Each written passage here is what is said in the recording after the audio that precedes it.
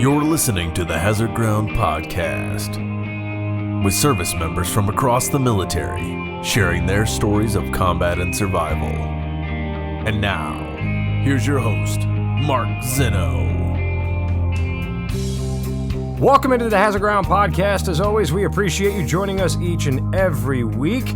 Before we get started, just a quick note, and I kind of don't want to brag because we kind of feel like, this isn't really about us, but this is episode number 150 of the Hazard Ground, released this week. And on Friday, January 17th, it'll be the 3-year anniversary of the beginning of the Hazard Ground, which we are incredibly excited about. I don't know that when we started this project, this venture, that we'd ever thought that we would have gotten this far, that we would have gotten as much support as we have, that there would have been such a community around this podcast, that so many people are interacting with each other and reaching out to each other and being part of the whole thing. And look, that's what we wanted when we started this whole thing, but we just didn't know it was going to take off the way it did. And we are so thankful and so grateful to everybody who listens to this podcast every single week, the people who have reached out to us, whether it's on a iTunes review, a YouTube review, whatever it may be, or just an email.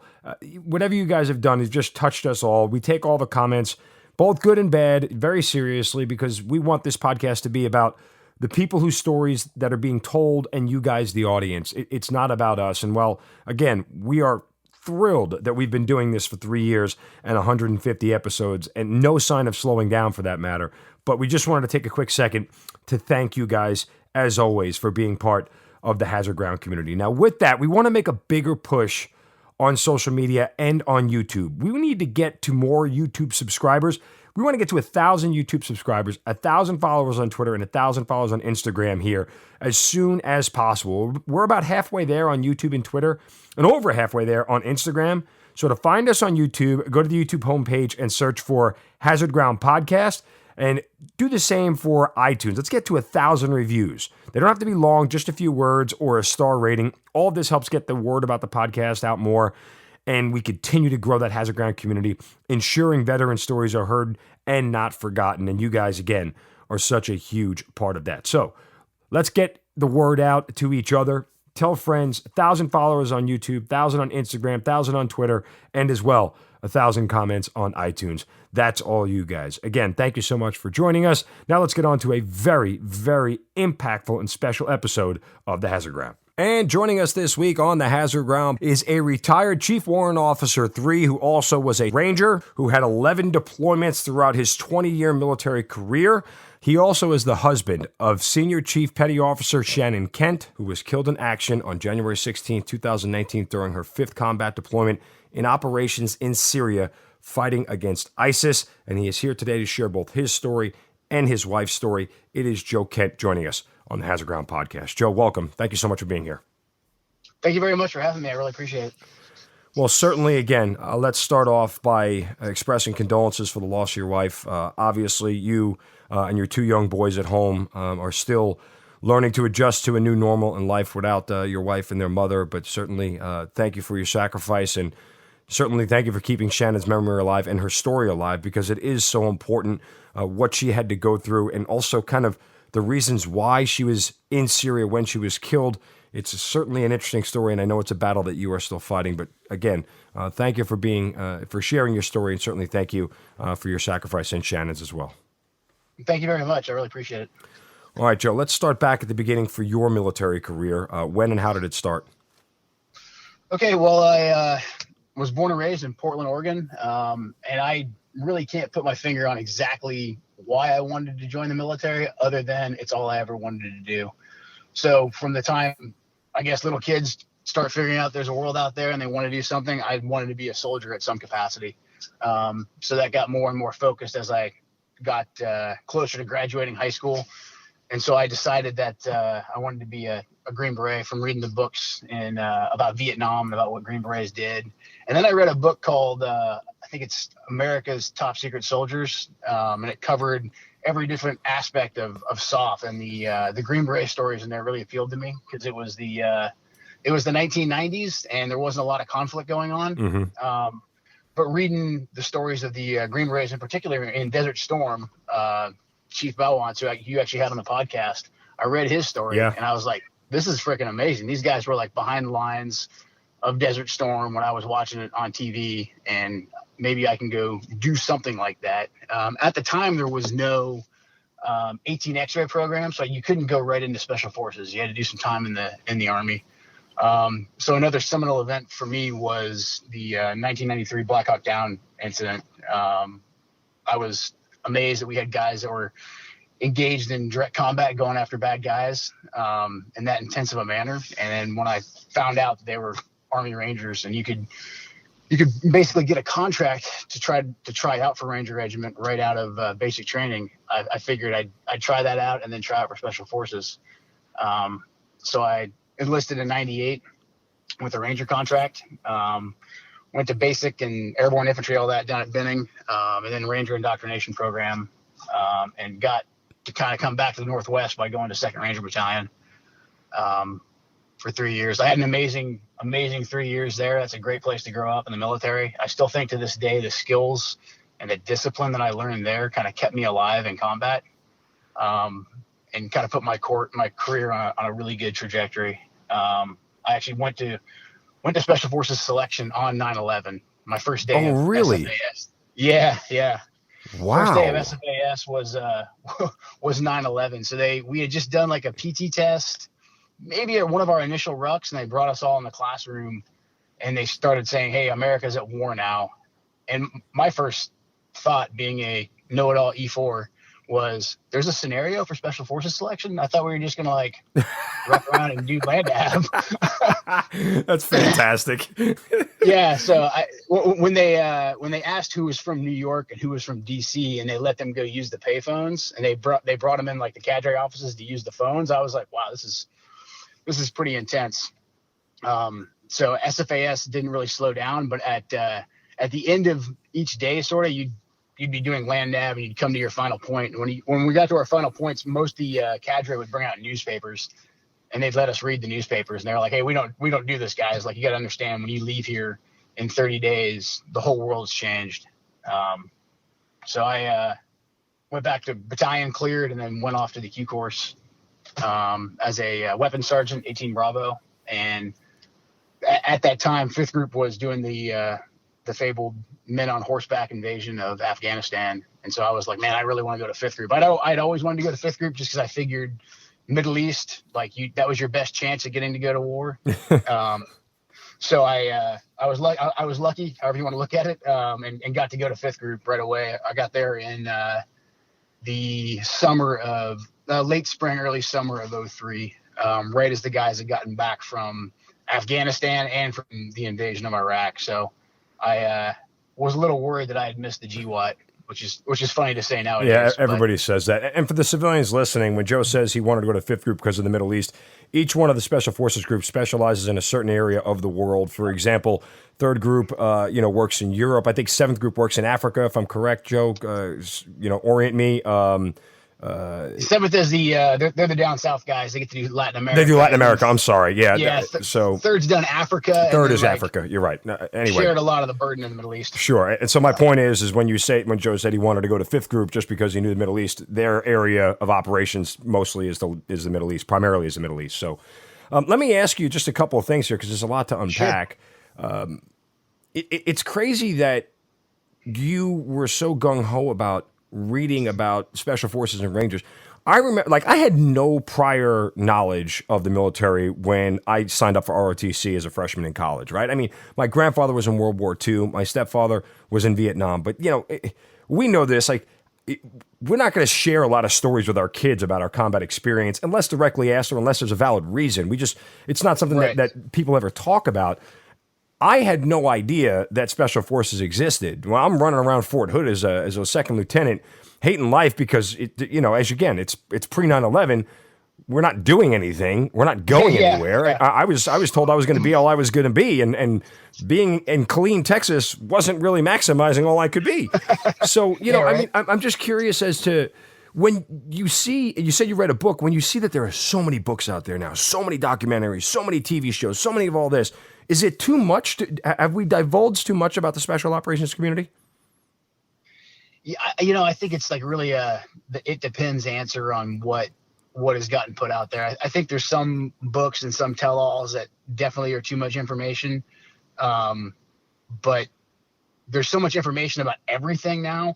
I think it's more or less good that we have information out there that like young kids that, wouldn't have known that special forces or special operations is out there. They can take a look at different books. They can look on the internet and they can kind of plot out their career if that's what they have in mind and be more informed. Sure. I also think having two young sons, like I was very interested in the military and I had to like go look for random books and, start reading Soldier of Fortune for better or worse. But my sons literally can look at, actual people. They can look at guys like, the guy who shot bin Laden, or they can look at, Medal of Honor winners as actual heroes. And I think some of that publicity is really cool.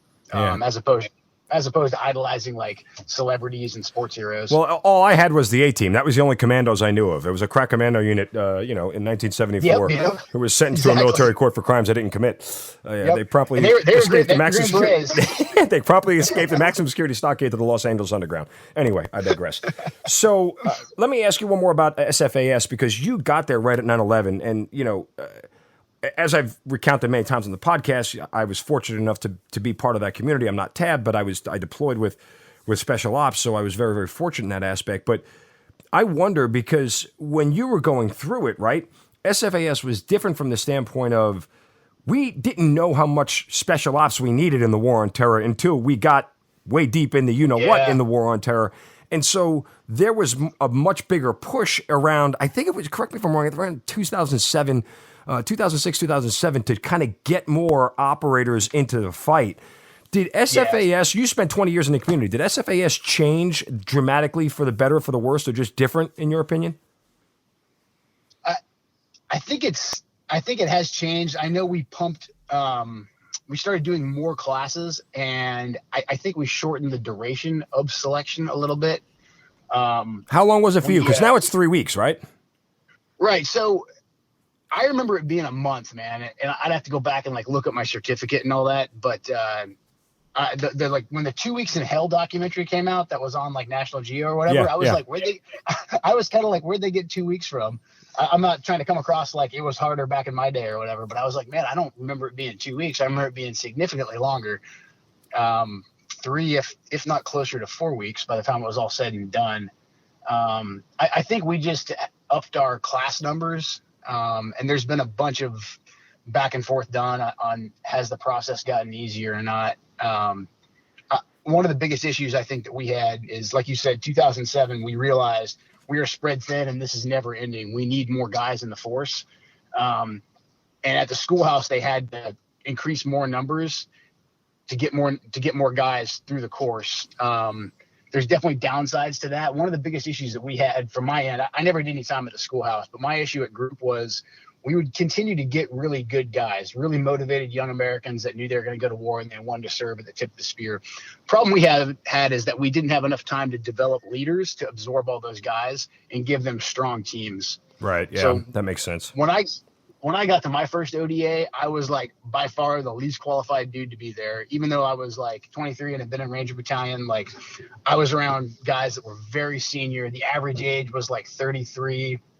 And then you kind of rode special operations really, really hard for many years, and those numbers really dwindled. And so, by 2010 or so, we had a significantly younger force. A lot of us had a ton of combat experience, for sure. But it just seemed like we didn't have the time to develop leaders like we did back before the GWOT. Yeah, it's an interesting conundrum. I mean, again, I'm somebody who thinks I'm all for opening the doors for more people to get in, because you kind of never, a outside screening test it does the job, but in some cases there are some people who slip through the cracks who belong there, and you'll weed out some people who do. So I'm all for that. I'm not for lowering the standards or shortening the course per se. But I am for opening up. It's the same thing. Finally, we let women in Ranger school. Don't change the standard to be a Ranger. Let as many females in as you want to give it a shot. You'll never know what you come up with. So, but again, to that end, when you overflood a force and you don't have enough people to get the hands-on training that they need or give them that sort of one-on-one, especially in such a specialized area. At the end, even though you're getting qualified SF tab guys, they're not trained to the level that other guys are, other than through the experience that they'll get in combat. And unfortunately, that may get people injured or killed. But again, exactly. Different discussion for a different day. Okay, so quickly you get into the fight here in the War on Terror in your first of 11 deployments. Look, it's hard to kind of encapsulate what happens in 11 deployments, but your first taste of combat, do you recall it? Do you remember being prepared for it? Did it meet all of your kind of preconceived expectations? I was I do remember it, and I felt very well prepared. I mean, I was lucky in a sense, going right to Ranger Regiment. The Rangers had really learned a lot of lessons from Mogadishu. So when I got the Ranger Battalion in 98, the focus, and I don't think the rest of the Army came along this way for several years, the focus was very much on urban combat, whatever you want to call it, military operations on urban terrain. But it was the hard-fought lessons that the regiment had learned from that gunfight in 93 in Mogadishu. So my training in Ranger Battalion, with the exception of having to learn basic small unit tactics, which is patrolling in the woods, was really preparing for a close-up urban fight. My first combat deployment was right to Baghdad. My ODA was combined with another ODA because every ODA was short. So we took about 2 8-man ODAs and formed one task force, and our job was direct action. We started off by hunting for the deck of cards, and then we also switched over to some Al Qaeda and Iraq targets. So my first ever combat raid was conducted out of the back of a Toyota Tacoma pickup truck, and it was just going after what was a high value target at the time. We did a explosive breach on his house, and luckily no shots fired on the inside. We got our bad guy and got home. But I definitely, had the usual pre-combat jitters, but I was lucky coming from Ranger Regiment that I was like, hey, if I'm going to go fight anywhere right now, fighting in the city with guys that I've trained with is what my entire career up to that point had been geared towards. Yeah, it's interesting you bring it up. MOUT, as you called it, military operations in urban terrain, is something that prior to my first deployment in 2005, that was much of our train up. We actually went to Fort Lewis for our train up, but as a guardsman, that was a big part of our train up before we went over. My second deployment, however, non-existent. Didn't even have to do it. Didn't even have to do it. And it was 5 years later. Didn't even have to do it. So it's interesting. That was such a focus as Iraq kicked off. Afghanistan wasn't as much of a urban environment. Obviously, the terrain is treacherous beyond belief, but it's that Iraq environment was all that we trained for. Working within the city and room clearing and house clearing, and and we're a bunch of log guys doing that stuff. It wasn't just infantry. It was just it was everybody. It was everybody. Yeah. Now that was what was amazing, I think, about the urban fight in Iraq, which continues today, but especially during the surge.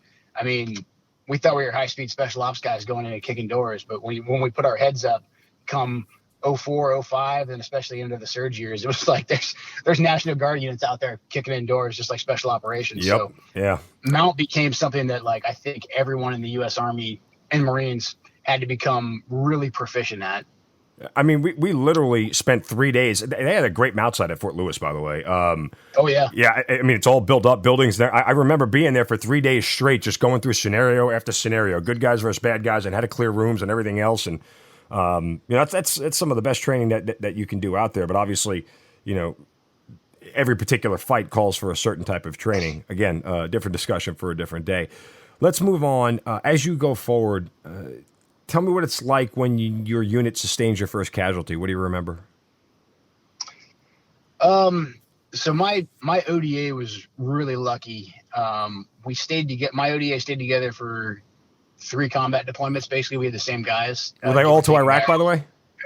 They were. Okay. 5th group did the initial push into Afghanistan, and then we stayed put in Iraq. Yeah. Basically until the very end, and then guys went back to Syria and back to Iraq later on.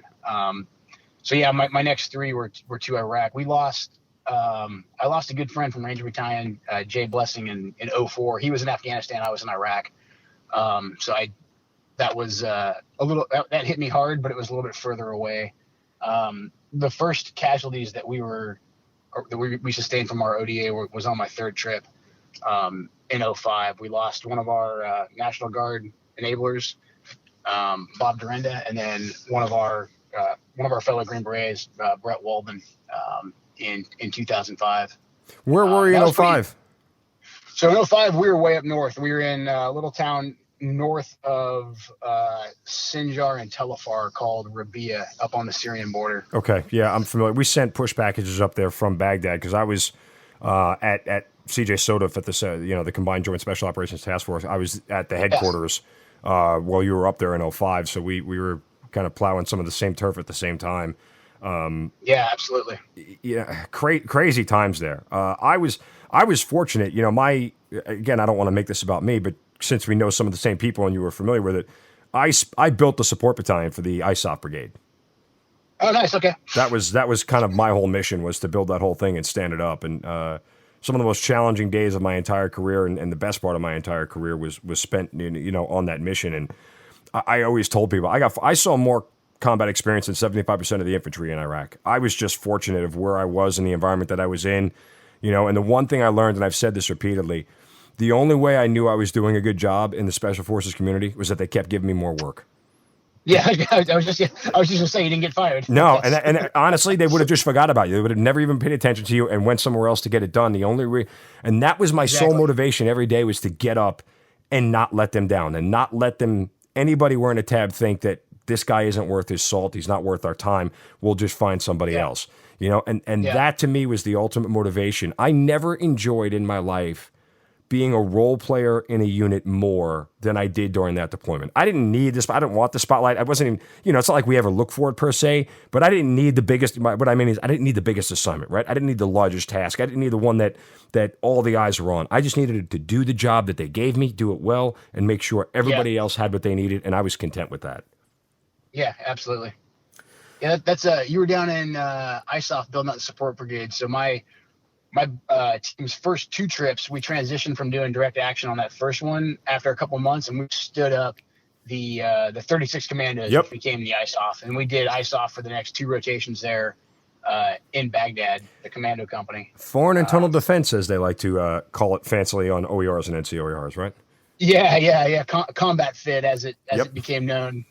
So that was those were awesome trips for me. I mean, we got to do pretty much everything. We got to train Iraqis like SF guys are well known to do, but then we got to take them out on combat ops. So I went from doing door kicking with my ODA, which I was very familiar with from Ranger Battalion, to like me and one other guy with a bunch of dudes that we didn't speak the same language with running around with AKs trying to run down bad guys in Baghdad. So know that experience well. Running around dudes that don't speak the same language as you, trying to get them to do what you want them to do is a little bit difficult at times. Just hoping high stakes language immersion. Right, yeah. Just everybody point in the same direction. Everything will be fine. After that, we'll sort it out later. Yeah, if you get that, you're halfway there. Right, okay. So when do you transition from a weapons sergeant to a warrant officer? So I had I did Special Forces intelligence sergeant kind of in between the two. So my experiences in doing direct action and then with the ISOF. So doing direct action was really cool when we got to go do it, but we were always waiting on intel. And as a former 11 Bravo and Ranger and then an 18 Bravo, I didn't really understand like where the intel came from. Like it was kind of a mystery. So that really interested me. And then Special Forces has that organic MOS on the team that you can go to, you can try out for once you've had another MOS on the team. So getting to develop some of the team's intelligence and kind of be masters of our own fate really appealed to me. So working with the ISOF, we got access to the Iraqis, to the local population. So really doing ISOF, I had more fun than I did just doing unilateral direct action, because we could work the local populace, we could work our ISOF guys and try and figure out like where the bad guy is or are and try and stay ahead of them. So I got really into the intel game by being an 18 Fox. And then kind of the way the way ODAs work, and I think this is a product of the GWOT really, is that the warrants were kind of the continuity on the team. So the warrants all kind of gravitated towards doing the intelligence and knowing the intelligence picture and then knowing how to operationalize it. So I was lucky enough my second trip to get to work with a really, really awesome warrant officer. He's still in, so I won't say his name, but he pretty much on his own and with the help of our 18 Fox and then a bunch of local Iraqis that he developed relationships with, he took down a lot of Muqtada al-Sadr's like senior leadership. And that was all done pretty much by him. And I was like, man, that right there is what I want to be when I grow up. I want to be the guy that can direct the team on how to do business. Let me ask you, Joe. I mean, yeah. A lot of guys who kick down doors never want to stop kicking down doors, right? It's almost like the same premise of, salesmen who pound pavement on the street. They never want to be sales managers. You want to know why? Because they love the close, right? Like salesmen they get a high off it, a rush off it. When you become a sales manager, all you're doing is watching other people and managing it and making sure numbers are hit and doing paperwork and everything else. Why did you want to transition from a guy who loved kicking down doors to being a guy who gave people the information to go kick down doors? I mean, well, because SF lets you. The short answer is SF lets you do both. The 18 Fox and the 180 Alpha. It's the only job I'm aware of where you can be the guy that collects the intel, analyzes the intel, and then goes out on target and sees it cradle to grave. Gotcha. But the second big reason was the more direct action we did and the more that we went after the bad guys in Iraq. I was like, hey, the finish part where we actually go and like either kill these guys or capture them, it's dangerous, but it's not hard. Like we're not fighting like very highly skilled soldiers. Sure, yeah. The hard part is finding these guys. And so we were very active. My ODA was with going after Sadr and his guys. We were very active going after the Zarqawi network. And so that was really an eye-opener for me. I was like, man, the game here in this fight is finding the bad guys. It's not killing them. Literally, I can probably have the Iraqis go do it. We can drop a bomb on it. Or I can have pretty much any units surround a structure and, for lack of better terms, just F up the bad guy. It's figuring out where they are. So that's really what kind of motivated me to become an 18 Fox and to go Warrant, and then to go other places in the military later on. It's funny that you bring it up that way, because as somebody who was fortunate enough to go on some of those raids and everything else, and, again, I was just pulling security out in a vehicle for the guys who were kicking down the doors, but, what an incredible experience for somebody who had no business being there for all intents and purposes. But to that end, I never thought of it that way.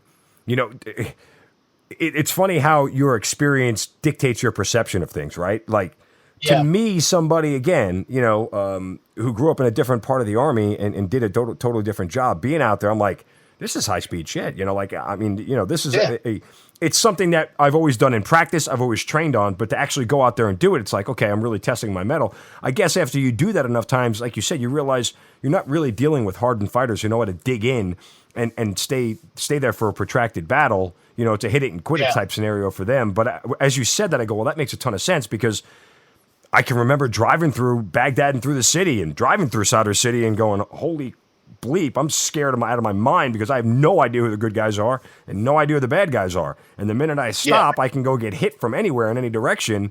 But in the same respect, when you said finding the hard guys was the hard part, I guess in the other thing to that, Joe, is that there were so damn many of them, right? Like, yeah, exactly. It wasn't like there was a finite amount and they were easy to find. It was finding a needle in a stack of needles. Yeah, and which one should we take out? Which one's the key guy that can lead us to other guys? You actually had to have a little bit of strategy in it. So that part of the game really appealed to me. So when this new phase of your career goes on, at what point in time do you start to realize that you're winding down your Special Forces career? It was 20 years. It was pretty recently, and mostly because of Shannon getting killed. Okay. So being an SF warrant, like literally, is the ultimate Peter Pan job of special operations. Like you are very much a master of your own destiny. Like you can't go SF warrant until you're usually a senior E6 or already an E7, and then once you go SF warrant, you get put back on an ODA, and your whole job is to stay on that ODA basically until you make CW3. So you by yourself, you double your operational time. So I was terrified of ever having to go like to the schoolhouse and be an instructor, or of getting put in like a support role on a staff. So I was a Bravo, then a Fox, and then went Warrant and stayed on an ODA, and then went to a different unit within Special Operations to stay operational. So for me, it really wasn't until I wasn't a senior CW3 by any means, but I had kind of done enough operational time as a CW3 that I knew there was no way for me to avoid some sort of like staff role. Mm-hmm. So I was like, well, now I have 20 years in, so I might as well just go ahead and transition out of the military onto the next thing and support Shannon while she goes on her deployment. Makes sense. Ever wounded or no? I mean, I've had little stuff here and there, but nothing I can say like I'm a wounded veteran. I mean, no, I just, close calls. a lot of listen, everybody in that community at some point in time has a quote wound. I mean, it's just a question of the extent of it and how much they have allowed it to affect their career. A mutual acquaintance of ours, Michael Rodriguez, who's the chairman of the Global War on Terror Memorial Foundation, a previous guest on the podcast, and we'll talk about the GWOT Memorial Foundation at the end here, but talk about a guy who was wounded and never said anything. I mean, Yeah, exactly. He managed to do 24 plus years, 25 plus years, I think almost 30. And he's paying the price for it now physically, but that's a guy in the SOF community who was wounded dozens of times over and never said a word to anybody and just kept going to work every day. And so it's kind of a mantra inside the community. That was the only reason I asked. Oh no, I'm on the very fortunate end. I wasn't like some hero that was just like sucking it up or whatever. Like I don't know how, I can't explain it, but I jumping out of planes and getting shot at for however many years. I for all intents and purposes don't really have very many. I have all the impact injuries and all the overuse injuries, but I never had anything catastrophic. What do you miss about the community the most? I'd say I miss the guys, man. I mean, it's one thing for your entire adult life to like wake up every morning and go into work and you're with like the same guys, the same type of people, and you all have the same common language and common motivations, some exceptions here and there, but that just becomes your tribe. So when you leave, it's I think that's the hardest part. And then also watching the news and seeing stuff going on, you're like, well, I'm not really a part of it anymore. Yeah, it's funny you mention that. I've said this a couple of times on the deployment recently, and I've had this conversation with my family. I just hit 20 years this past May, and I realized that at some point in time they're going to tell me I can't wear the uniform anymore, right? And yeah, everybody's told that they can't put the uniform on one day, whether it's after 4 years, 6 years, 20 years, whether they choose it on their own or not. You've basically come to the understanding you can't put the uniform anymore. And I kind of have said I have this itch to do one more deployment before I hang it up. It's almost like that. One more. It's almost like that athlete who wants one more shot at a championship before they decide to retire. I just want to make sure I still got it in me. It's crazy, and the world is crazy, and the environment is crazy, and it's more dangerous than ever. And when I say it to people in my family, they look at me like I literally sprouted a third eye in the middle of my cheek. But I get that they can't understand that, but it's something that is kind of innate in us where you're still desiring to be tested even in your old age. Yeah. I think there's something about the all-volunteer force in particular, because I think there's very few people in the all-volunteer force that just did like one deployment and got out. Like you find guys that at least that had multiple, because we end up liking it. We at least liked the fact that we went over and tried something very difficult and survived. So I think that becomes very addictive, as opposed to like the World War II generation that like everybody went, they did their duty, and then they kind of returned to civilian life. I think there's just a huge difference there where we become way more dependent on the military culture. No, wholeheartedly agree. It's a different environment altogether. So, okay. With all that, you decide to go out and support your wife as she continues her career in the Navy. Now, immediately after you retire, kind of set the scene for me as far as what life is like, what Shannon is doing. Are you kind of basically essentially a stay-at-home dad at that point? Where are you in life what phase of life, I should say? Yeah, so Shannon and I had been married. We got married Christmas Eve of 14, and I promptly deployed basically 3 times in a row. I'd come home long enough to get her pregnant, and then I'd make it home for the births. But Shannon had really been single, working, stay-at-home mom while I was deployed for basically 3 years straight, and 2 children.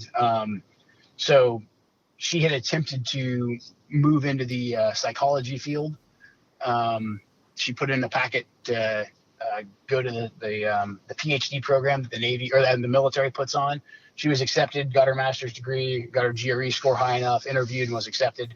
And that would have allowed her to continue to advance her career, do something meaningful, give back to the community, but also stay at home with the kids, because she knew that I kind of wanted to get out of the military and continue to deploy, do the same job, for lack of a better term. How'd you guys end up meeting? So Shannon and I both ended up in a unit that does a lot of intel type of work in 2013. So we basically met at work. Shannon had just gotten back from an Afghan deployment, and she had done 3 Iraq deployments prior to that. So we had a lot of war in common. Got married pretty much right away, and started having kids. So it was a GWOT marriage, so to speak. Love on the GWOT. Yeah, exactly. There should be a book about it somewhere. So yeah. She is continuing her career, and you're winding down yours. Was there a time you guys were actually deployed at the same time, but separately or together? Other than the time that you met, I mean. Oh, okay. No, there wasn't. I mean, she from 2015 basically until late 2017, she was having our kids basically. So she was on that cycle. She was still working full time up at Fort Meade with the NSA. So she had a very impactful full time job. But we weren't deployed together at the same time. I was doing the deployments, so I was transitioning out of the military. So, I mean, to rewind a little bit, she ended up getting rejected from the PhD program because the Navy wouldn't let her go to OCS to become an officer because she had a cancerous growth cut out of her thyroid in 2016 while I was deployed. She never full on had cancer. It was all gone out of her system. She was still technically deployable with special operations, but she was still rejected. She was in the process of fighting that, and then her unit came on orders to go to Syria for OIR. And Shannon was like, well, I'm not going to get out of this deployment. Like, this is my duty. This is what I've done with my entire life. This is my passion. And I can't let other people go, and I'm not going to go. So I arranged so that I wouldn't have to, I'd have a lighter work schedule. And so I could kind of be a stay-at-home dad a little bit while she went on this last deployment. And let me kind of set it up for everybody listening, just so we're clear. What Joe is saying essentially is that this is the deployment that actually Shannon was killed on. But had she been granted permission to become an officer and go to officer school, she wouldn't have went on the deployment. But again, as you stated, because she had cancer or a cancerous lump removed from her thyroid, the Navy medical staff automatically disqualified her from going to officer school.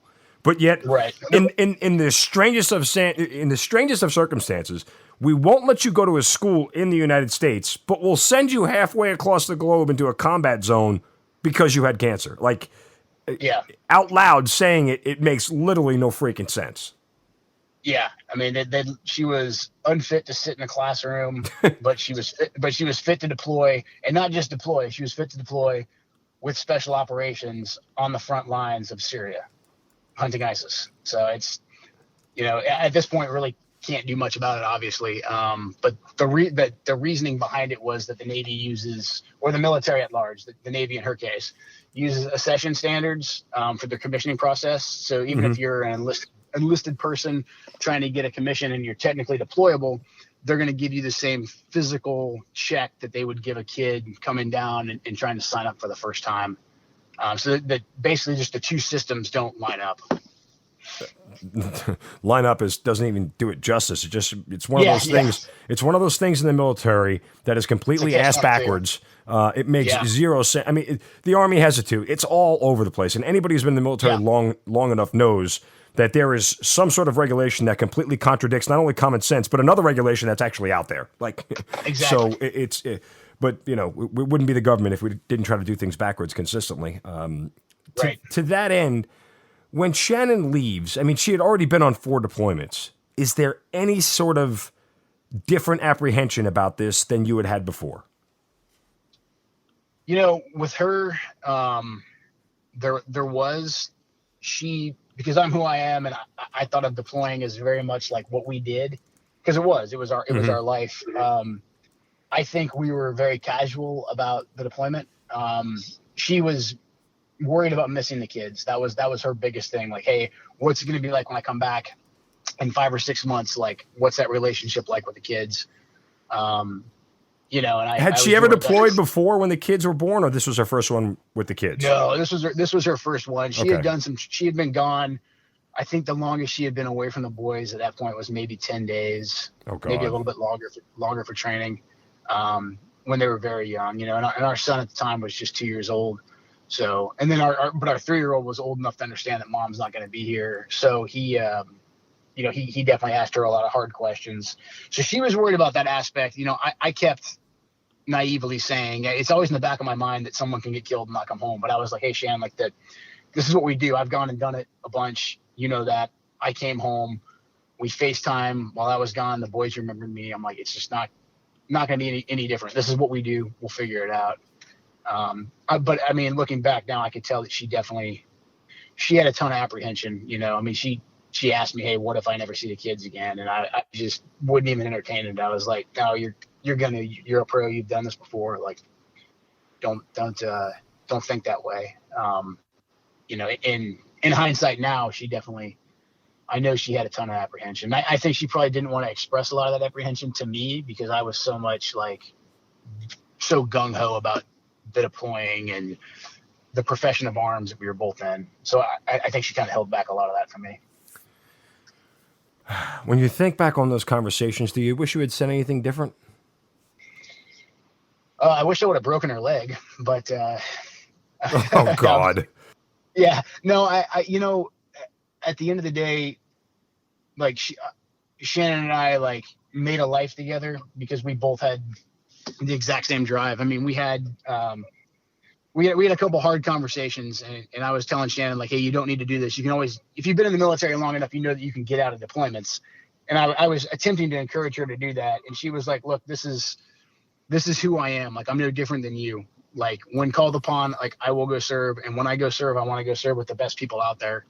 And I was like, I can't argue with that. You know, like, that's why I love you. And that's why our relationship works. So I, you know, short of like, again, breaking your leg so she couldn't go on the deployment, I really can't think of anything that I could have said differently at the time that would have prevented her from going and doing what she viewed and what I view as her duty. When did she leave? She left right after Thanksgiving of 2018. Okay. All right, so she missed Christmas with the kids and everything else. She did, yeah. All right.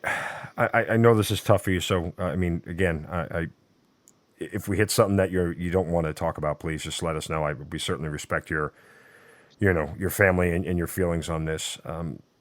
The morning of January 16th, take me through the day.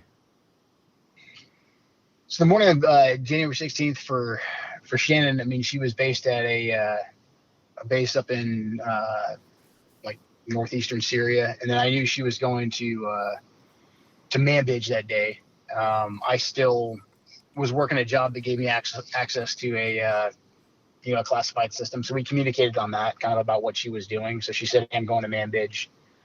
The situation in Manbij wasn't horrible, but I had told Shannon, like, hey, because we had both spent a good deal of time operating in low signature environments where you're trying not to get seen by the enemy. And I was like, hey, just remember, the lower signature, the better. And, you know, the whole cliche of you have to be lucky every day. The enemy only has to be lucky once. Right. She knew that, and we talked about it a whole bunch. So I just gave her the standard, hey, I love you, and tell me when you're back and you're home and you're safe. Did being able to know everything she was doing give you more comfort?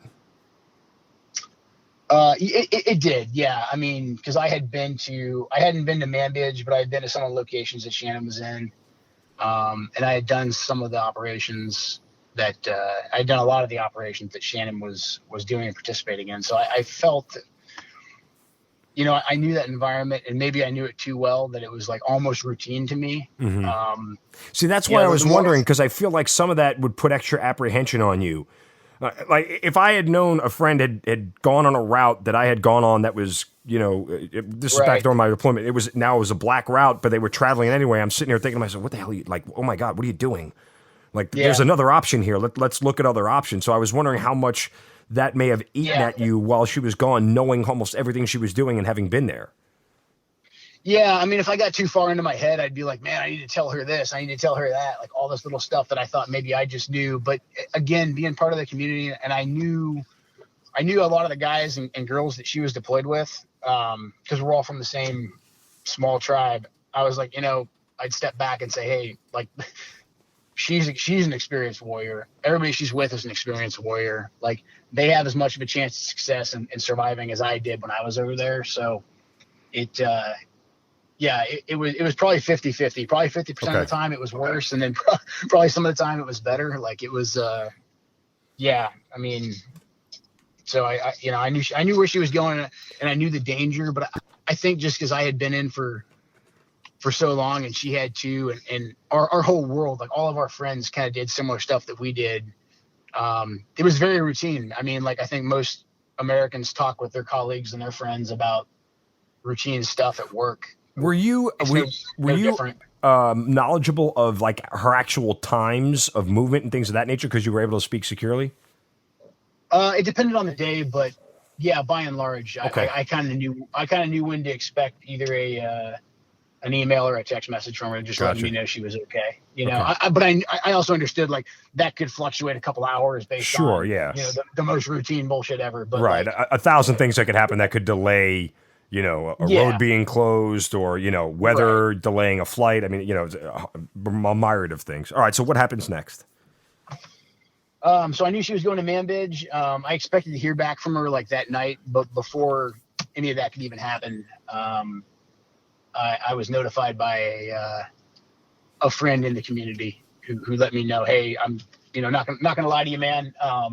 There's been an attack in Manbij. There's 4 U.S. dead, and 2 of them are females. Do you know where Shannon is? And I was like, fuck, man, she's in Manbij. So then we scrambled, kind of looking everywhere we could, reaching out to folks to figure out where she was. I tried to get a hold of her and didn't get her. And then about an hour later, I got the official notification. How'd you get it? A little bit different than most folks do, just because I was in a place where I had access to classified information. I contacted them basically and said, hey, this is me. I called her command and said, hey, this is me. I already know what happens next. What do you need from me? And they informed me then and said, hey, you're going to get the formal knock on the door and all that. And I was like, okay, that's fine. I understand. And then from there, I wanted to know how long until Shannon's folks were told. Because I really didn't want them to, like, I don't know if there's a good way to do it. I don't know if it was better or worse, but I wanted to call them and tell them as opposed to some random guy, having to break the news to them. How hard was that phone call? It was incredibly difficult because I was still processing and I think I was in shock still. So it was a pretty bad. It was a pretty terrible conversation. I had to call. I attempted to get a hold of her dad, but he's a pretty high. He at the time was a pretty high-ranking police officer. So I assumed when his phone went to voicemail, I was like, he's probably in a building that he can't have his phone in. So then I had to call her mom, and that was pretty hard as well. You told them separately, or you waited till they were together? No, I knew that the Navy had to notify the family as soon as possible. Time. Yeah. So I had to go with the first person I got a hold of. I was going to tell, so it wasn't a stranger. That was my logic. So as soon as I got a hold of her mom, I was like, hey, I just got to tell you now before these guys show up at your door. Where are your kids where all this is going on? They're at home. My mom was home with our kids. So my mom would come out whenever, usually me, but whenever one of us had to go away for an extended period of time, my mom would come out to help out with kids. Okay. At what point in time does it hit you? Man, honestly, I don't know. I think it Hours later, days later? Probably days later, because there's so much, actually, like probably even weeks later. There's so much for the survivor, whoever's the designated survivor that you put on your next of kin sheet. Yeah, your SGLI. There's a ton for them to do, an unbelievable amount for them to do that I was never aware of. So you're pretty busy, which I think for people like me and people like you, that's probably a good thing. I think it's a lot to put on someone who hasn't been trained just to deal with stress. So for me, I think the additional stress of having a bunch of stuff to do was helpful. Because had you like just locked me in a room and been like, "Hey Joe, just sit here," I think I probably would have been a lot worse off, as opposed to like, "Hey Joe, we have a huge checklist of stuff we need for you to knock out." Because I'm like, "Oh, checklist to knock out. Like I can go straight Army on that." Yeah. So that I was pretty busy. So it took a while. Probably it wasn't until her memorial service and then when we buried her in Arlington that it really. I mean, obviously I knew what the future would kind of look like, but it didn't set in that never going to see her again and that type of stuff until she was buried. I mean, your kids at the time were 18 months old and 3. Yeah. What do you say to them? I mean, do they understand anything at this point? The 3-year-old, he's now 4 and he's got a lot more questions, especially because he started preschool and he sees moms and that type of stuff. I by no means am an expert on child grief, but I talked to a bunch of experts on child grief, and they said, the only good thing is like the kids are so young that it won't be pain. Yeah, it's not immediately traumatizing. Exactly. So my youngest son, Josh, he probably won't unfortunately have any like actual memories, but he also doesn't have any memory of the trauma. Right. My oldest son, Colt, like we try and talk about his mom every day, so he keeps the memories that he has. But we just tell both of them that Mama's in heaven, and we have pictures of her up everywhere in the house, and we just try and tell her story the best that we can. Yeah. Yeah, my twins are as old as your oldest boy. I don't even know. Oh, really? I'm about to lose it. How do you hold it all together? So for me, and I think this goes back to like military conditioning. Just training. Yeah. I mean, I think honestly, people were like, "Hey, how'd you hold it together at like memorial services and stuff like that?" I'm like, well, I've been conditioned that like if I have to do something difficult, my like mind kind of knows that pathway. So I'm okay like talking about Shannon and going to ceremonies and stuff like that. Like I can be pretty composed, I think. And that's not because I'm like some tough, emotionless guy. It's just like from the time I was 18 years old on, if there was a hard, tough event, in order to get through it, my mind went to a certain place. And I think that's no different here. For me, the times that are really, really difficult it's the stuff that I can't plan for and I don't know is coming. So my son Colt will ask me like the most random questions at the random time about mom that I wasn't expecting. And those are like an IED going off, or worse, because you know when an IED potentially could go off. I'm like, man, I did not see that coming at all. That you just made. We're asking me about a fire truck, and now we're talking about mom, and like. But that's the hard stuff. So I just cope by trying to focus on the kids. Like they don't like. Yeah, as you know, kids that young don't let you focus on much else. So Sure, they keep me pretty busy and pretty exhausted. And then I'm working on a book as well about Shannon. That's been therapeutic, very, very tough at times to work on, but good. We're coming up on a year of her death as we record this on January 9th. She was killed January 16th, so I know a lot of emotions will be rushing back to you. I'm curious, we talked about how you survived 11 deployments and how lucky you were to come out basically unscathed. Is there a part of you that feels like maybe you did the more dangerous job? And I'm not belittling, her job in the Navy or anything like that. I think you know that. Just the nature of what Right. you did for so long, how you were able to survive it, and the nature of what she did. And essentially, it wasn't even direct action. It was an indirect attack, and that is being in the wrong place at the wrong time, just being damn unlucky. And to that Yep. end, do you get angry because there's a sense that you feel like maybe it should have been you instead of her? Yeah. I mean, all the time. I mean, like I think of all the stuff I did, and even dumb stuff. I mean, like 11 deployments. Not every mission is flawless. As a matter of fact, a lot of them were just straight up stupid, and that was on me. And I got lucky to not have gotten killed doing dumb things, and I can learn from it. Yeah, like you just never know when your time's going to be. Is it the guys that gets killed in their first deployment, or is it the guy that retires from the military and has a heart attack the day later? So a lot of it's luck, but I definitely, I really, I told her I wish I could have gone on that deployment for her. Even before she deployed, I told her that, and she's like, well, that's not me, and that's not us, and that's not the way this works. And, I understood that. Yeah, I mean, absolutely. Like I had already felt a ton of guilt from countless other friends that I lost over the years.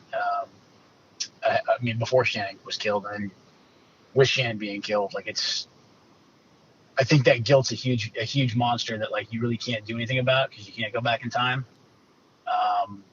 So I attempt not to concentrate on it, but man, it's there. Yeah, I can't imagine how it's not. And it's not like the guilt over Shannon replaces that other guilt. It's compounding. It just sits on top of it, and it's heavier than the rest of it. So I mean, straight up, Joe. I mean, how are you? Yeah, I mean, I think overall I'm good, man. If I didn't have the kids, it'd probably be a whole different story. Sure, yeah.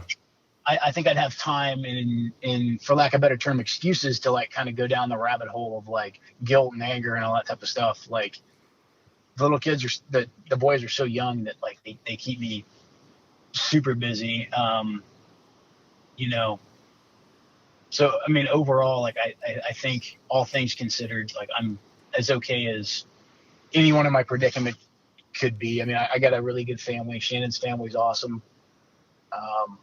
So, it's kind of one day at a time type of thing. And then trying to keep the long-term goal of having my sons grow up in a good environment and having them be good people, is the goal. So having that goal is huge. Now, the reason, again, Shannon was on that deployment was because of some quirky little rule in the Navy, which you guys are currently fighting. Shannon was actually fighting it before she had deployed. Yep. What is the status of this fight, and what is the Navy, what have they said to you? Yeah, so Shannon was attempting to get the regulation changed. First off, she wanted more scrutiny put on people that requested waivers in the Navy, and then she wanted to change the greater DoD regulation that requires the accession standard be used versus retention standard. So the first thing that we did, and this is really a tribute to my dad, at Dover when we were receiving Shannon's body, everybody from the Joint Chiefs of Staff and all the service heads were there because there was 4 casualties. They came out and they gave the standard. They were all very supportive. I got nothing bad to say about any of them, but they all gave the stand. Hey, if there's anything I can do, let me know, and gave us a card. My dad is a career attorney, and he was helping Shannon with the legal fight, just as an advisor, nothing formal. But he was like, hey, these guys all just offered, and you have their emails. Let's draft up a letter saying that we want that regulation changed in Shannon's honor. And so my dad put together a pretty pointed email to Admiral Moran saying, hey, this is the regulation that put her on this deployment. Let's change it right now. And to Admiral Moran's credit, he moved faster to change a regulation than I've ever seen. Within, I think it was actually less than a month, Admiral Moran put a 3-step procedure into the Navy. The Navy can't change the assessment versus regulation the sessions versus retention regulation, because that's a DOD reg, but they can change the Navy's waiver process. So they named it after Shannon, the Senior Chief Petty Officer Kent, waiver process. And so the way that I've read that regulation and to my understanding, had that regulation been in place, Shannon would have gotten a waiver from the Navy easily. So we won, thanks to Admiral Moran, we won the initial battle with the Navy. We're still working with the DOD, and so I've had several phone calls. I'm lucky I've got some awesome congressional support from Shannon's home district in New York. Congressman Anthony Delgado has kind of taken point on trying to get this regulation changed. So I'm up against a lot of one size fits all with the DOD, because they're still like, well, we need to make sure we're going to get return on investment from people. So we don't want to let folks that have like medical deficiencies into the military and go through a commissioning process where we spend a lot of money on them. I've recommended, hey, like, why don't you guys cut out the one size fits all, let the services decide who they want to become officers. But then not only that, let the different jobs, let the different MOSs decide who they want to become officers, because the physical requirements for someone that's going to go fly a jet fighter or become a SOF officer are completely different than the requirements for someone that's going to go sit in a classroom and be a doctor or a lawyer. Yeah, or so even analyze intelligence behind a computer all day long. I mean, it's exactly you can do that in the SOF environment and be completely safe. You know, for the most part, short of a rocket attack landing in your ass. I mean, you can analyze intelligence from anywhere and be fine. Exactly. I mean, especially going in, I've gotten a little bit of traction with the Army, because the Army's on a push right now to hire more cyber folks. Mm-hmm. But a lot of the people that are really, really good at the cyber type of skills, they may have had some prior drug convictions. They may not be the most physically fit people, but they're the best cyber guys in the world. Yeah. So it's kind of like, hey, let's pick who we need for the job and go from there. So that's what we're working on right now. We're also working. I'm working with some other some folks that are some guys that are in right now, some enlisted guys that are in right now that are trying to put in officer packets that have been getting the same pushback that Shannon got. So I'm trying to collect a bunch of that data. So if anybody is an enlisted person and having issues with commissioning, like, they can hit me up, like on Twitter is probably the easiest way to do it, because I'm trying to put together that type of data to present to the DOD to say, hey, there's a huge talent pool of enlisted personnel that we're holding back from the officer ranks because of a silly medical formality. Joe, has anybody from the Navy, and I know it sounds crazy when I say this out loud, but has anybody from the Navy like apologized to you? Because I got to tell you, I as a 05, I'm in positions to control people's careers, right? I sign waivers, I approve waivers. Like I've had that responsibility put in front of me. And if I'm the guy who sat there and said, nope, she can't go, God, I mean, I don't know what I would be thinking and feeling right now. Look, I'm all for regulations, right? I'm all for standards. But again, it's the common sense test that for somebody like me, I'll always let common sense prevail. Right? I'm not, unless my boss tells me I can't. When I go and I sign that waiver and they ask me why, I say, because, sir, this is what makes sense to me. And this is what I support. And I'm not worried about the regulation. I'm worried about the soldier. I'm worried about the sailor. I'm worried about the individual. They deserve this opportunity. Boom. Yeah. But has anybody from the Navy said anything to you in particular like that about disapproving her waiver? Yeah. I mean, the Navy's been, very supportive. Like Admiral Moran in particular, prior to his retirement, like he came out right away. He publicly even said that, hey, the Navy screwed up. And that was another thing that I don't think I've seen the military do a lot of. No. He changed the regulation, and he said we screwed up. So really, like, for me, as angry as I was at like individuals in the process, I was like, there's only so angry I can be, because I've never seen that amount of ownership before. So I mean, I greatly appreciate him changing the regulation, and then just his attitude of the buck stopping here and him apologizing. There's been folks in the Navy medical community that have kind of hemmed and hawed back and forth, I think, in a little bit of effort to save some face, saying that, well, that really Shannon shouldn't have been deployed and that's not on us. We just rejected the waiver, but it's on the command that she deployed through. And I'm like, no, that's not the case, because the command that she deployed through gave her 2 different physicals, and they gave her a physical readiness test. So, but also the command that she deployed through was the one who said she could go to officer school. It's the medical people that kicked it back. Exactly. So there's been a little. They haven't come out and said anything to me. I've just heard the side chatter from the rumor mill. But overall, like the Navy itself, which at the time was represented by Admiral Moran, they were very gracious, apologetic, and then they actually took action to change the regulations. So I can't say anything bad about the Navy on that.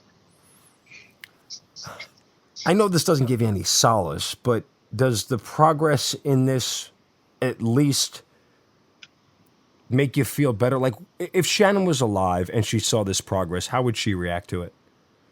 She'd be ecstatic. I mean, even before she deployed, just the attention that she got from going to Congress, she was able to help a couple other sailors get waivers. So she was ecstatic that she had made an impact on the Navy even before she deployed. So I would feel, if I wasn't attempting to make these changes, I would feel like I wasn't doing Shannon justice. So, I mean, she would be very, very happy and very pleased that, her legacy is continuing. And the fact that the Navy named the regulation for the waiver process after her, I think is just an awesome tribute. And that's the way that Shannon would want to be remembered. I mean, all the different memorials to her are great, but this one that actually does something for people and will continue to do something for people is a legacy that Shannon would be really, really proud of. All right. I don't want to turn this into too much of a political conversation, but I do have to ask you, last year, the president pulled everything out of Syria. Now, I know from your environment and the fact that we were in the same environment, we went through Baghdad with our hair on fire, trying to stand up the ISAF and trying to make Iraq a better place. And, it's back to being just a dump again. And so, that's frustrating. If they had pulled us out in the middle and said, you know what, we're done here, this isn't going to work, let's get the hell out of here, we all would have been like, well, hell no, we're not finished with the job yet, right? So to that end, when that political action happens and Shannon was killed in Syria, what were your thoughts and feelings, and did it make you feel like almost it was a waste of her being there? So I was, both Shannon and I were very aware of like where the conflict in Syria was. So when Shannon deployed, the territorial caliphate was almost all but defeated. Mm-hmm. When President Trump initially attempted to pull folks out, it was early December. And that's when he got a ton of backlash, most notably when Mattis resigned in protest of trying to pull out of Syria. I support them, and I support now us getting our troops out of Syria and Iraq. For the Syria point, once we had defeated the territorial caliphate, all we're doing there is staying in the middle of a bunch of our enemies that want to kill each other.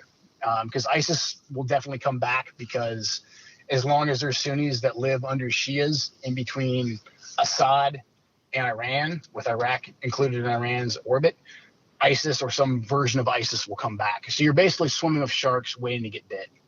But once we took away their terrain, we took away their ability to project force and threaten the West. So once Trump assessed, rightfully so, that we had completed that mission in December, I thought they should get the hell out of there. So I was very frustrated that there was so much pushback in the DOD, because number one, that's not their job. They should by law, should just listen to what the president says, not do the slow roll of government bureaucracy and try and keep our soldiers in places just for the sake of keeping them there. Yeah. I know that pain in Iraq in 2011 as we were pulling out. I mean, there were generals and colonels with their claws in the rug like cats, man, not wanting to leave. It was pretty pathetic. Yeah. Same thing in Afghanistan right now. But so I was frustrated that they were still over there. I get it. We had to run down Baghdadi still, and Shannon and her crew were all working to that goal.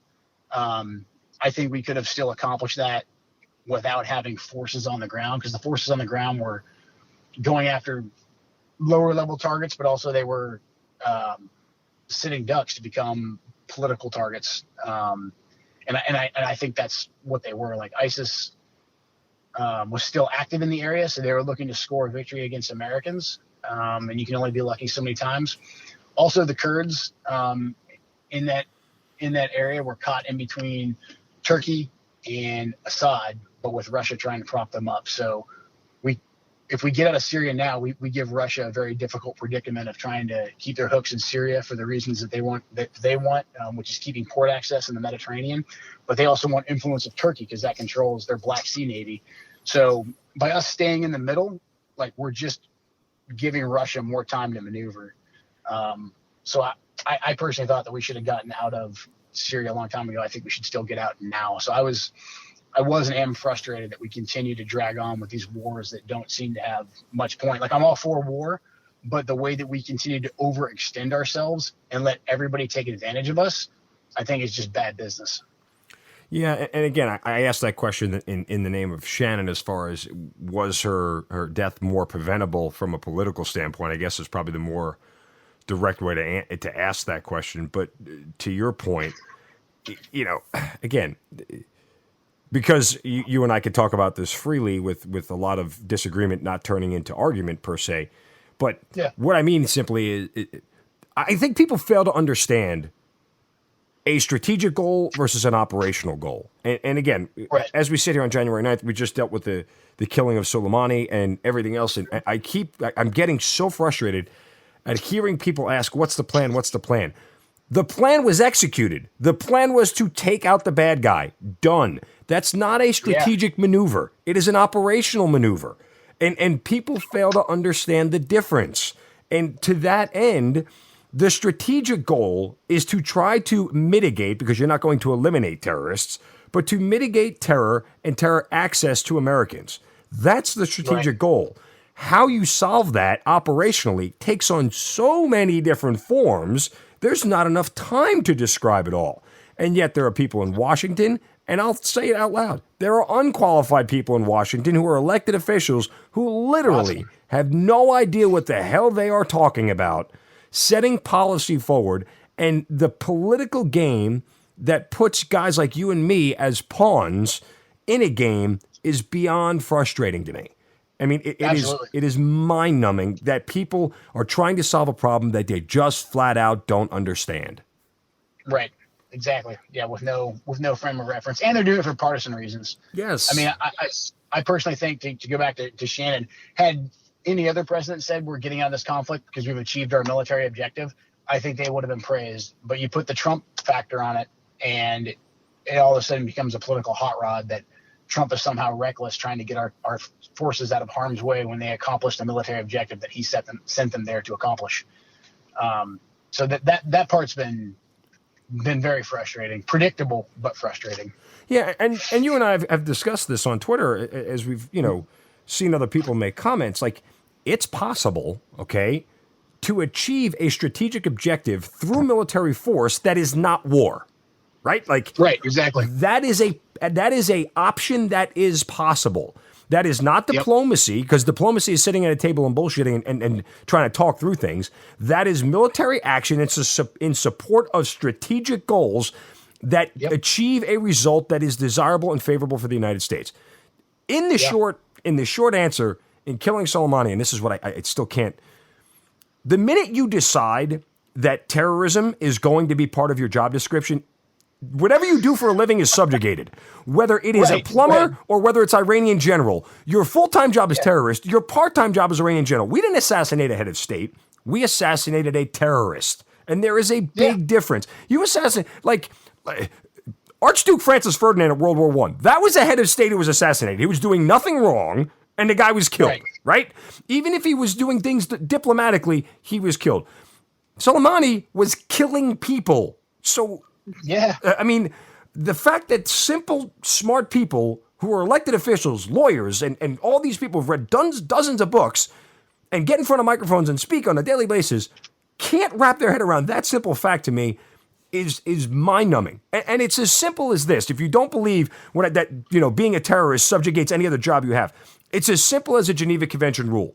There is a church. Yeah. By Geneva Convention's rules, we are not allowed to attack a church. But if you put 50 combatants in there with weapons and arms, that stops being a church. It is now a military outpost which you can attack. It subjugates the idea of a church and now becomes a military outpost. So the rules automatically change the minute you become a terrorist. Exactly.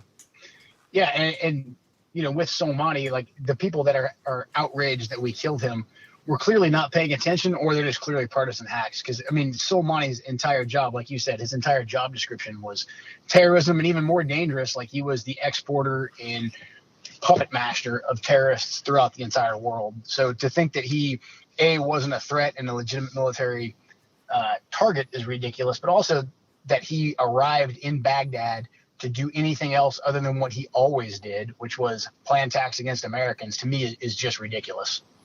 And again, and to circle it back to where the conversation started, I only ask, and we bring all this up because the political nature of war, and war is a physical extension of politics, is part of why you and I and Shannon exist, right? Like, there are people put on a uniform so weak that's the only reason the military exists. It's a physical extension of politics and diplomacy. That's it. Yep. And to that end, if you'd like to win a war, it's as simple as the board game Risk. You have to be in a country to own it, right? That's the only, and that's where the dilemma with Syria comes in, right? Because if you'd like to control a territory, you physically have to be there. You can't win a war from 30,000 feet. It's never happened, right? You can have all the drones in the world dropping whatever, but you're never going to win a war unless you put boots on ground. And so the question really is, and I'm curious on your thoughts on this, there wasn't a war in Syria, but was there a physical reason for us to be there at any point? Even if it was removing the caliphate, do you agree that there was a reason for us to be there? Yeah, we had to crush the caliphate. We couldn't, because we had allowed the caliphate to take over two different countries. It posed a threat to the entire world, and it posed a threat to America. So the caliphate had to be removed. So, I'm not against our actions in Syria whatsoever. I deployed as part of Operation Inherent Resolve myself. Very, very legit but straightforward mission. Like, we were there to crush ISIS. Trump campaigned on crushing ISIS, and then he really took the gloves off the military and let us crush ISIS. But once we had achieved that objective of taking away their territorial caliphate, then it becomes a matter of what's our mission? What do we want to do? I don't think we ever need to control Syria. I don't think we need to control a lot of countries in the Middle East to have a good deal of influence on them. Because like you said, to actually control them, we have to put physical soldiers on the ground. And I think our track record of doing that has shown how ineffective that is for us. It's just not worth it when we could achieve those goals through other means, through a combination of targeted military strikes, diplomacy, and what is called Title 50 covert action. I think we can achieve a lot of our strategic goals in the Middle East through. I think it's very conventional to think that we need to be in these countries having an enduring presence, because we're the sole superpower. So the more further we get stretched, the more adversaries can chip away at us economically, but then also physically through funding proxies and through attacks. So I think we need to be freed up from a lot of these overseas commitments that we don't get a good return on our investment from. What were Shannon's sort of political thoughts on the whole thing? Do you know? Did you guys ever talk about it? Yeah, we talked about it quite a bit. Shannon probably leaned a little more, I'd say a little more center-right conservative or so. She was shrewd enough, being a New Yorker, when Trump came down the escalator, she's like, "Oh, he's going to win the presidency." And I laughed at her. I was like, "No way, I don't think she is." And she's like, "No, you don't follow social media like I do. Like, this guy's going to win." And I just know him from living in New York. I think he's going to win. So she was very supportive of his policies. When she was in Syria, she was working heavily with the Kurds. And so there was an emotional investment there. So her and I talked a good deal about, us having to leave that place and have issues with feeling like we abandoned the Kurds. Her initial reaction was, "There's no way in hell we should leave these people." But we talked about it a bunch, and she was a strategic thinker as well. She did understand that we can't stay in these places forever. But I mean, when you're there and you're in the mix and you're working on it, and you probably felt this working with the ISOF as the years went on, like you do make personal relationships and you get committed. So Shannon worked especially with a lot of the Kurdish female fighters, and she had a close bond with a lot of them. So when the news came out that we were going to leave, Shannon was definitely torn. I mean, she was well educated and a strategic thinker, so she kind of understood where some of the logic was, but she was definitely torn personally about having to cut ties with some of the with the Syrian Kurds. I mean, you talk about this relation. I'm only here because one of my Iraqi soldiers that I trained saved my life. I mean, that you know, those relationships last forever, man. I mean, you know, I barely remember his name. I could pick his face out, you know, out of a lineup because I remember what he looked like, but because it's been you know almost 15 years since that event happened. But you know, I mean, it's that sort of thing that is the positive point. Because I can remember, you know, I was talking with a major during my first deployment, and you know, we're 7-8 months in, and we're just chipping away at this whole thing. And I remember telling him that I felt like it was hopeless. Like what are we doing? Like we keep chasing our own tail here. You know, the Iraqi soldiers are getting better, but they're not getting better fast enough, and we're still here, and everything's dangerous. I just feel like we're never going to get where we need to be. And I remember her telling me that you got to take small victories.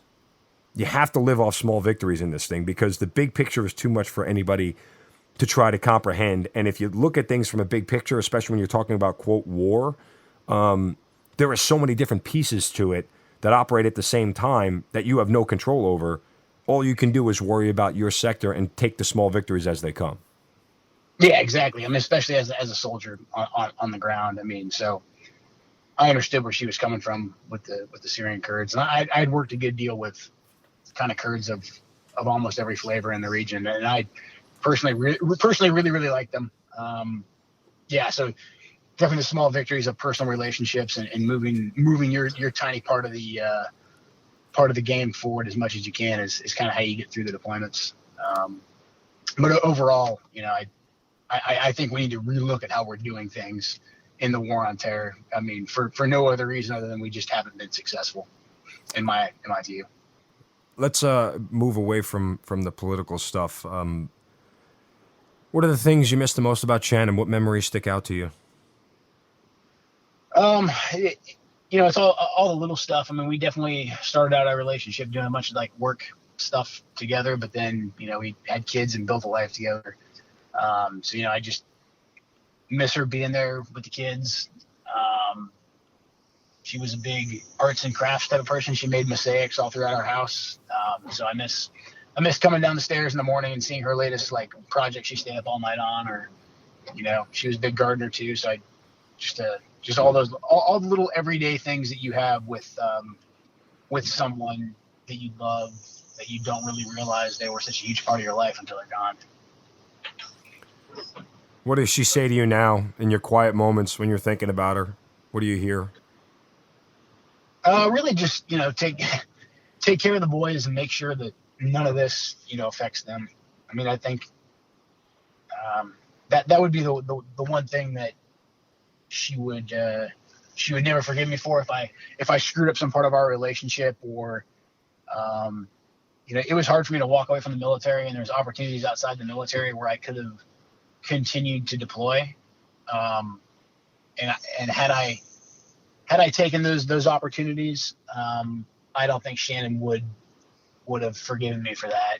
Or if I would have taken a job that made me focus more on the job than the kids, I think Shannon would have serious issue with that. So really in the quiet moments where I think like, am I doing the right thing, or what would Shannon do? As long as I can answer, like, I've put the kids first. And I don't always do the greatest job of it. I cheat by having my parents here and helping me so much, and all my siblings.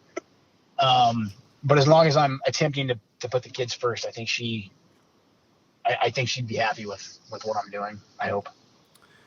You're also on the Global War on Terror Memorial Foundation. How'd you come across that? Again, Michael Rodriguez, an earlier guest on the Hazard Ground, is heading up the Global War on Terror Memorial Foundation. They're going to put a memorial in D.C., fingers crossed. Last I spoke with him, they're working on site selection. They're like 12 steps, and they're like, I think, on step 6, and We're on our way to getting this thing built, but what can you tell me about it and what your role is?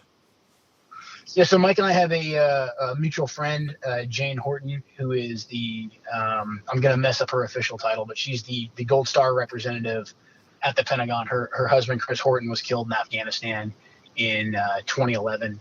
And since then, she's made Gold Star issues and basically global war and terrorism issues her passion and crusade in life. And so Jane was instrumental with me personally getting in front of decision makers to change the regulation that we talked about earlier.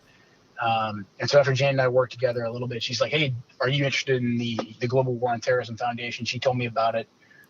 She put me in contact with Mike. Turns out Mike and I were at Fort Bragg together a couple different times throughout our career. So they asked me if I wanted to help out with being an ambassador, and of course can't say no to that. It's a pretty awesome compliment to get asked that, and then it's a very, very worthy cause. So like you said, the GWOT Foundation is trying to put a GWOT memorial on the National Mall, so that the global war on terror, the longest war, has a monument like the Vietnam Memorial, Korea War Memorial, World War II Memorial. So we're in site selection. There's a couple different locations we're looking at right now. All of them are awesome. 3 of them are on the National Mall, and then 1 of them is just off the National Mall, but overlooks both Section 60 of Arlington, and then also the Pentagon, and then the airplanes from Reagan go right over it. So kind of tying everything together from 9/11 to Section 60. And the other ones are just as spectacular, and they're on the mall. So it's pretty amazing. And for those that don't know, Section 60 is where all the global war on terror people in Arlington are buried. There's a great documentary on HBO called Section 60 about it if you're more curious. So Shannon is buried at Arlington. How often? She is, yeah. How often do you get to go see her, and how important is that to you? I probably make it out there. When I was living in the area, I'd make it out frequently, at least once a week. Now that I live over on the West Coast, I still find myself in DC probably every other month. And then as the boys get older, I'm going to try to get them out there more often. But Section 60, even before Shannon was killed, was a amazing place because I have so many friends that are buried there. And then having Shannon buried there it's a great honor. It's heavy. I mean, that to me, when I go see her there is probably the heaviest experience for me, because it's, because I've been there so many times before for other friends. I've gone there before with Shannon to see our friends, and then to see her there, there's some sort of a sad full circle type of thing,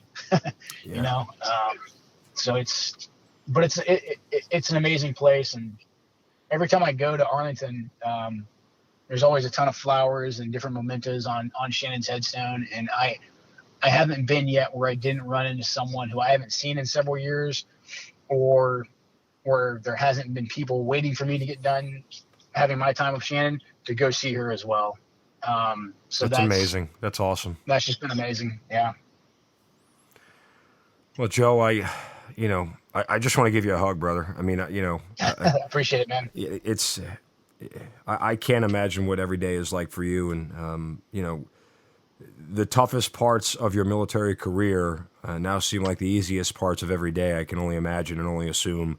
Yeah. But to that end, I don't want to make your service to our nation any less important or any less, valuable to that end. But certainly you and Shannon as a military family have committed, as great patriots to make make this country better. And you're kind of what we all strive and hope to be. And I continue to remind people that it's families like you guys that, really are the core of America. And it's special people like you guys that have devoted yourself to a life of service to something greater than yourselves. That's super important. And I hope that Shannon's memory lives on loudly and proudly and is often for everybody to see. And I'll certainly be a champion of her story for years going forward. And certainly, I know words are shy of answer the mail, so to speak, on what you're feeling. But to that end, I love you, brother, for what you've done and what you've gone through. And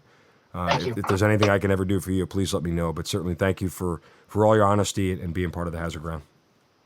Yeah, absolutely. Thank you very much for having me on and let me tell my story and Shannon's story. Joe Kent, thanks for being here. All the best to you, and may Shannon's memory live on forever. Thanks, brother. I appreciate it. You've been listening to the Hazard Ground Podcast, hosted by Mark Zeno and produced by Matt Pasquarella. If you have an interesting story to tell and you'd like to be on the show, send us an email at hazardgroundpodcast@gmail.com. And if you like the show, don't forget to subscribe, rate, and review on iTunes. Thanks for listening. We'll see you next time.